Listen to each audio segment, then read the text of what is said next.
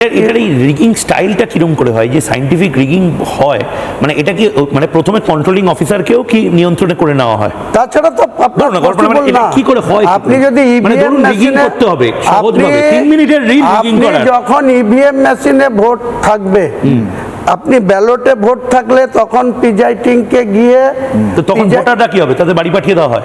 বা ভোটারদের এমন পরিস্থিতি তৈরি করা হয় যে ভোটাররা সেখানে যায় না, তার অ্যাবসেন্সে এগুলোকে করা হয়। আর বাকি যারা সরকারি অফিসার রয়েছেন বা অন্য দলের যারা এজেন্ট বসে রয়েছেন তারা কি করেন সেই সময়? সেখানে তার এজেন্টের জীবন বিপন্ন হয়, সে কি করবে? তার জীবন বাঁচাবে বন্দুকের ডগায় না, সেখানে না, তার বাড়িতে পরে বলা হবে যে তুমি যদি এখানে বাড়াবাড়ি করো তোমার বাড়িতে ছিল। সিসিটিভিও তো রাখার কথা বলেছিল ইলেকশন কমিশন।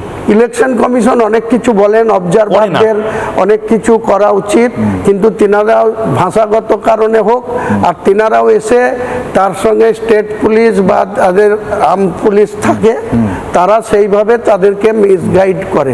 মানে ওটাই আমি জানতে চাইছি, মিসগাইডটা করে কি করে? আপনি বলুন। আপনি ধরেন একটা বুথে সকাল 10টায় রিগিং শুরু, মানে শক্তিপুর বা আপনি যে কোনো জায়গা বেলডাঙ্গার কথাই বলুন, ধরুন একটা বুথে কোনো কারণে ভোট রিগিং হচ্ছে, মানে ভোটারদের লাইনে দাঁড়াতে দিচ্ছে না, বা লাইনে থেকে তারা এমন ঘটনা ঘটছে যেখানে ইভিএম মেশিন খারাপ রটানো হচ্ছে বা কোনো হ্যাঁ রটানো হচ্ছে, যে ভেতরে কটা থেকে 10টা বা 11টা থেকে মিডিয়ার মাধ্যমে এই জিনিসটা শুরু হলো।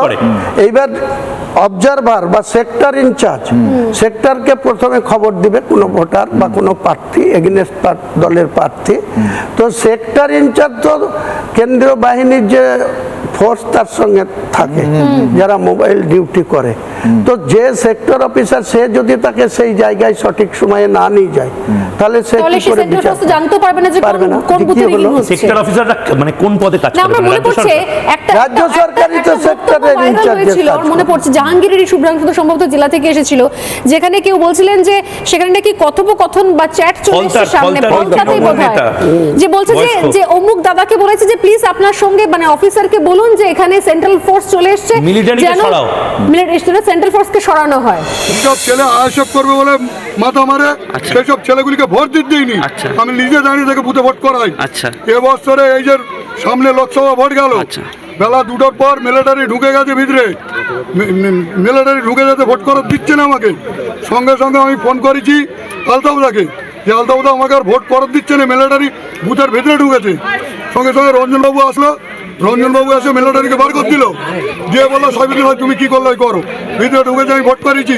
রঞ্জনবাবু নিজে দেখে না, মিলিটারিকে মানে সেন্ট্রাল ফোর্সকে সরিয়ে দেওয়ার মানে এটা তো সহজ না, আপনার ছেলেরা এটা তো পারবে না। সেন্ট্রাল ফোর্স নামানো সহজ, কিন্তু সেন্ট্রাল ফোর্সকে যদি সঠিকভাবে ভোটের তাদের যে আধিকারিকরা, সেন্ট্রাল ফোর্সদের যারা আধিকারিক রয়েছেন, তিনাদের হাতে যদি ক্ষমতা না থাকে, এই রাজ্য সরকারের হাতে যদি, পুলিশ প্রশাসনের হাতে যদি তাদের দিয়ে দেওয়া হয়, তাহলে তারা সঠিকভাবে তাদের ডিউটি করাবে না। তাদের কোনো গাছতলায়, কোনো আমতলায়, কোনো জামতলায়, কোনো স্কুলে তাদের খাইয়ে দাইয়ে বসিয়ে রাখা হবে।